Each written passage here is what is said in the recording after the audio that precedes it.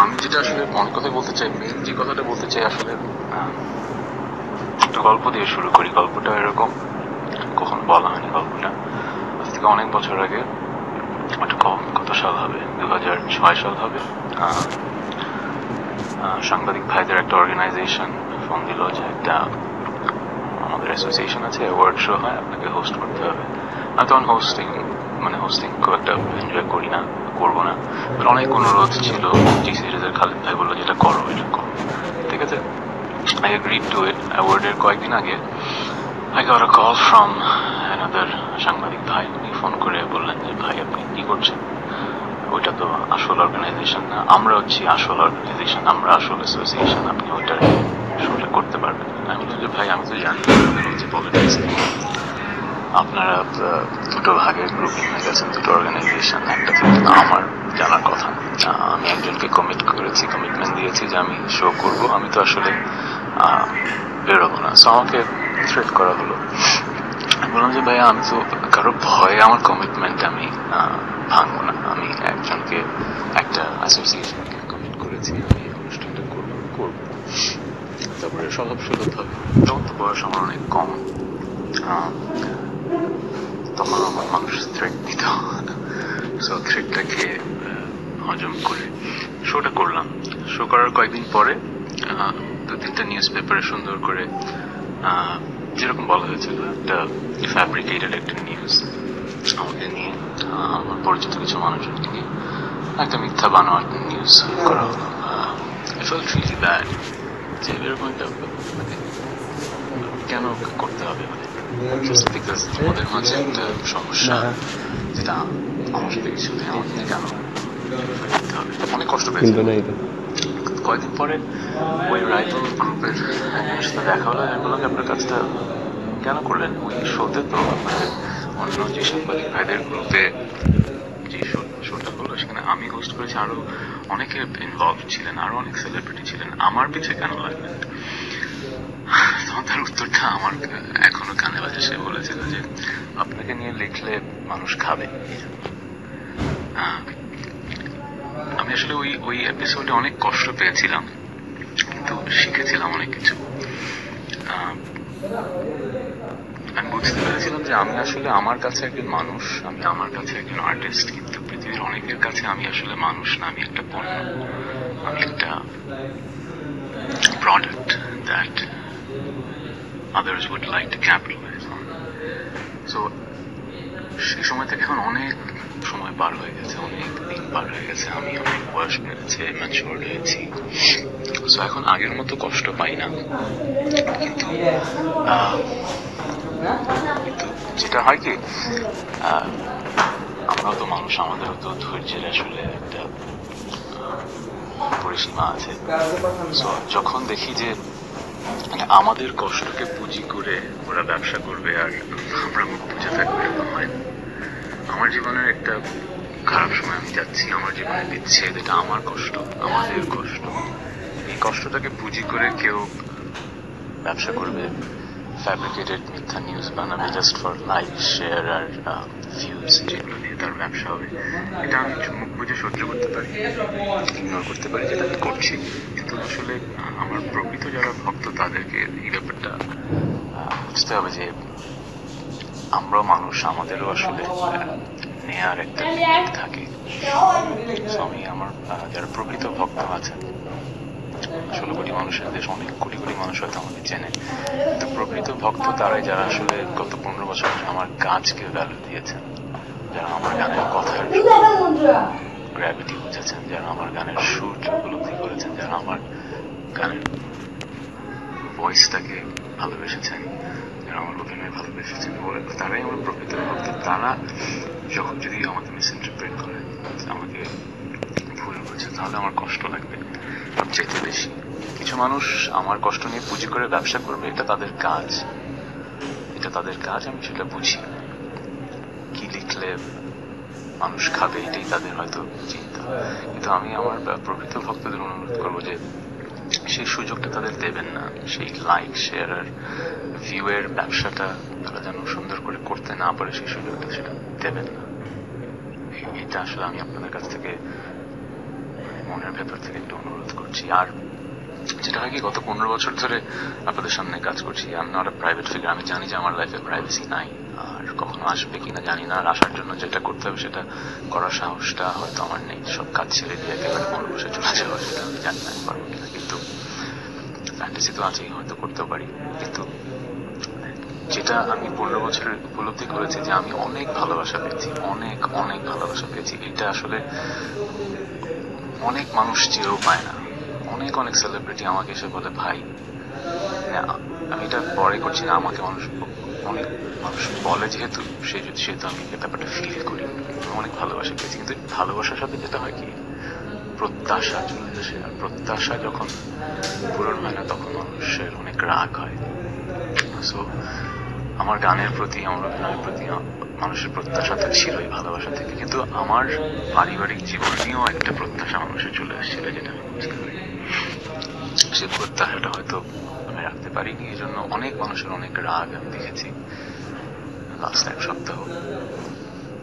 এখন আমার ব্যর্থতায় আমার কষ্ট, আমাদের ব্যর্থতায় আমাদের কষ্ট, কিন্তু এই যে প্রত্যাশাটা, এই প্রত্যাশাটা কিন্তু একটা ইমেজ থেকে, কিন্তু আমরা কিন্তু আসলে একটা ইমেজ না। আমরা হয়তো পর্দার সামনে অথবা পাবলিক লাইফ একটা ইমেজ হয়ে দাঁড়ায়, কিন্তু আমরা একটা মানুষ, আমাদেরও জীবন আছে। আমরা কিন্তু ইমেজের জন্য বেঁচে থাকি না। সো এই ব্যাপারটা যদি একটু আপনারা উপলব্ধি করেন, তাহলে হয়তো আমাদের বেঁচে থাকাটা একটু ইজিয়ার হবে।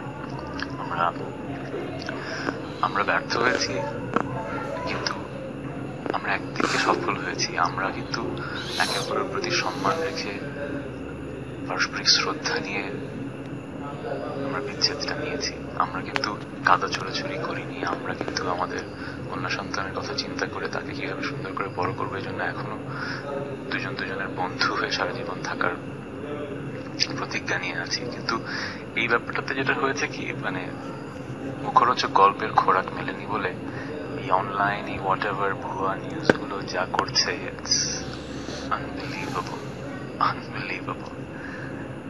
জাস্ট বিকজ আমরা আপনাদেরকে সেই খোরাকটা দিচ্ছি না বলে আপনারা এইভাবে করে খোরাকটা তৈরি করে নেবেন, সেটা তো আসলে করতে দেবো না। আমি আমার ভক্তদের এটি অনুরোধ করবো, এই সুযোগটা তাদেরকে দেবেন না। আর যে প্রত্যাশাটা আমাদের কাছে ছিল সেটা আমরা পূরণ করতে পারিনি বলে আমরা আসলে ক্ষমা চাইছি, এর বেশি কিন্তু কিছু করতে পারবো না। কিন্তু আপনাদের এতটুকু একটু বোঝার অনুরোধ করছি যে আমরা মানুষ, আমরা ইমেজ না। We don't live for the business, we live for the soul. আর আরেকটা কথা যেটা আসলে আমার সাথে হয়তো রিলেটেড না, কিন্তু এদেশের মানুষের সবার খুব একটা প্রেসিং নিড, সেটা হচ্ছে যে আমরা আসলে মানুষগুলো কেমন যেন হয়ে গেছি। আসলে 2 ধরনের মানুষ দেখবেন, আমরা অন্যের কষ্টে অনেকে কষ্ট পাই, আবার অন্যের কষ্টে আমি আনন্দ পাই। মানে এই যে অন্যের কষ্টে কষ্ট পাওয়াটা কিন্তু একটা সহমর্মিতা, সহানুভূতি, এটা কিন্তু খুব মানবিক একটা ব্যাপার।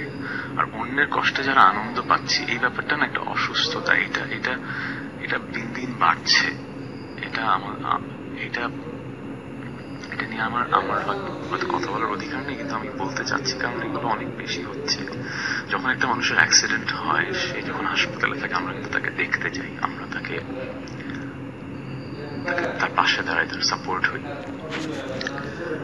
একটা মানুষের জীবনে যখন ইমোশনাল একটা ট্রমা হয়, ইমোশনাল একটা অ্যাক্সিডেন্ট হয়, তারও কিন্তু সেই সাপোর্টটাই দরকার হয়।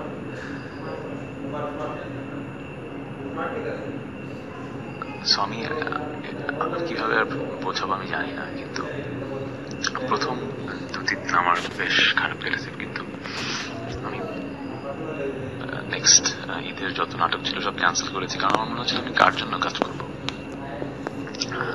5টা নাটকই ক্যান্সেল করে দিয়েছি, কিন্তু কনসার্টটা ক্যান্সেল করিনি, কারণ চিটাগাঙে অনেক মানুষ স্টেডিয়ামে কনসার্ট ছিল। আই এম সো গ্ল্যাড যে আমি কনসার্টে ক্যান্সেল করিনি, কারণ ওই কনসার্টে যে আমি মনে হয় আমি আমার জীবনটাকে ফেরত পেয়েছি। আমি যে ভালোবাসাটা আমি দেখেছি ওই স্টেডিয়ামে, তারপর ঢাকায় এসে ডেন্টাল ক্লাবের একটা কনসার্ট করেছি, ওখানে যে ভালোবাসাটা আমি দেখেছি, আমার মনে হচ্ছে না আসলে ওই গুটি কয়েক মানুষ যারা অন্যের কষ্টে আনন্দ পায়, ওই গুটি কয়েক অনলাইন ভুয়া নিউজ পেপার যারা গল্প বানায়, ওদের জন্য যদি আমি আসলে এতটা কষ্ট পাই, তাহলে যারা আমাকে এত ভালোবাসে তাদের প্রতি আসলে আমি অন্যায় করছি। করছি। সো জানি না কি বললাম এতক্ষণ, বাট আমি এতটুকুই আপনাদের কাছে চাবো যে আমার আর আমাদের কষ্ট পুঁজি করে যারা ব্যবসা করছে তাদেরকে সেই সুযোগটা দিয়ে না প্লিজ। আর আর আমরা সবাই মানুষ, আমরা সবাই মানুষ। আমি হয়তো একজন পাবলিক ফিগার, আমি হয়তো আমি অ্যাক্টর সিঙ্গার, কিন্তু আমি কিন্তু একজন মানুষ। আমি কিন্তু সবসময় অ্যাক্টিং করে কিন্তু সারা জীবন কাটানো যায় না। আমি কিন্তু এখন হেসে হেসে সারা পৃথিবীতে কি হচ্ছে এই নিয়ে কথা বলতে চাই না, কারণ আমার মাথায় সেগুলো নেই। আমার মাথায় এখন যা আছে আমি সেটাই বলছি।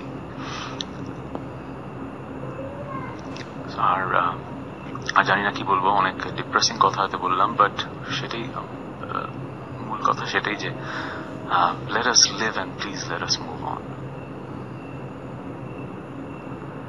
আর যদি মনে করেন যে আমার গান, আমার অভিনয় এসবের এদেশে প্রয়োজন আছে, আমাকে জানান, আমি কাজ করবো। আর যদি মনে হয় না, আমার পার্সোনাল লাইফের এই ঘটনার কারণে আমার হয়তো গত 15 বছরের 150-200 গান, আমার 50-55টা ভালো কি খারাপ অভিনয় সব ইনাফ, তাহলে কি আর বলবো। বাট এই যে ফুর্তির এই যে ফেসবুক পেজের ইনবক্সে এত SMS দেখছি, এগুলো দেখে ভালো লাগছে। মনে হচ্ছে না, আসলে ওই নেতিবাচক মানুষগুলো যারা আসলে টেনে নামানোর জন্য উদ্গ্রীব, সেই মানুষগুলো আসলে সংখ্যা অনেক কম। সো থ্যাংক ইউ এই মেসেজগুলোর জন্য, কনসার্টে প্রতিটা গান আমার সাথে গাইবার জন্য। সো আমাকে SMS পাঠাতে পারেন। না, SMS পাঠানোর উপায় ফুর্তিতে আমরা চেঞ্জ করেছি। ফেসবুক পেজ আছে, ফুর্তির ফেসবুক পেজে আমাকে মেসেজ পাঠান কি গান শুনতে চান। বাট আজকে আমি আসলে যেহেতু এই মুডে আছে, আমি এই মুডের গানগুলোই বাজাবো। এই সপ্তাহে আরেকটা খারাপ ঘটনা ঘটেছে, স্যাড ব্যাপার। লিঙ্কিন পার্কের চেস্টার বেনিংটন সুইসাইড করেছেন। সো আজকে এরকম আর্টিস্টদেরই গান শোনাবো যারা আসলে ডিপ্রেশন থেকে সুইসাইড করেছেন। কারণ এই ব্যাপারটা নিয়ে কথা বলতে হবে যে মানুষের শারীরিক অসুস্থতার সময় আমরা হয়তো তার পাশে দাঁড়াই, কিন্তু তার মানসিক ডিপ্রেশনের সময় তার পাশে আমরা দাঁড়াই না। এই বিষয়টা যেন আমরা মাথায় রাখি। আর যারা কথায় কথায় অনলাইনে, আচ্ছা এটা নিয়ে পরে কথা বলবো, আমরা গানটা শুনে নিই। ফার্স্ট যে গানটা শুনবো সেটা হচ্ছে ফ্লিটউড ম্যাকের একটা গান। গানটার নাম হচ্ছে লিটল আইস।